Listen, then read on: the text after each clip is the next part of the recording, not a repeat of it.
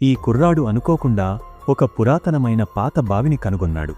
ఆ బావిలోని నీటిని కుర్రాడు ఒక్క గుక్క తాగగానే ఆశ్చర్యం, అతని శరీరంపై ఉన్న గాయాలన్నీ కళ్లముందే మాయమైపోయాయి. ఆ మ్యాజిక్ వాటర్ శక్తిని పరీక్షించడానికి అతను వెంటనే ఆ నీటిని తన పండ్ల తోటలోని చెట్లకు పోసి అక్కడి నుండి వెళ్ళిపోయాడు. అదే సమయంలో ఆ ఊరి రౌడీ పగతో రహస్యంగా తోటలోకి వచ్చి ఒక సంచి నిండా భయంకరమైన విషసర్పాలను ఆ తోటలో వదిలేశాడు. కొద్దిసేపటికే కుర్రాడు తన ప్రేయసిని తీసుకుని ఆ తాజా పండ్లను రుచి చూడటానికి తోటకు రాగా ఆశ్చర్యంగా ఆ అమ్మాయి ఒక పండు తినగానే ఆమె శరీరం నుండి మెల్లగా ఒక బంగారు కాంతి వెలువడింది. ఆ వెలుగును చూస్తూనే మీ ఇంటి యాపిల్స్ చాలా రుచిగా ఉన్నాయి అని ఆమె మెచ్చుకోవడంతో కుర్రాడు ఎంతో సంతోషించాడు.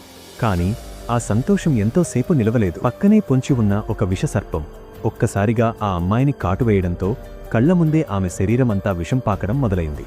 కుర్రాడు అది చూసి కంగారు పడినా వెంటనే అతనికి తన దగ్గర ఉన్న మ్యాజిక్ వాటర్ గుర్తుకు వచ్చింది. అతను తన మాయాశక్తిని ఉపయోగించి ఒక బకెట్ నిండా మ్యాజిక్ వాటర్ని సృష్టించి ఆ అమ్మాయి చేతిని అందులో పెట్టాడు. ఊహించని విధంగా ఒక అద్భుతం జరిగి ఆ అమ్మాయి శరీరంలోని విషం క్షణాల్లో నయమైపోయింది. తరువాత ఏం జరిగిందో తెలుసుకోవాలి అంటే పార్ట్ 2 అని కామెంట్ చేయండి. వీడియో నచ్చితే లైక్ చేయండి. మా ఛానల్ని సబ్స్క్రైబ్ మరియు ఫాలో చేయండి.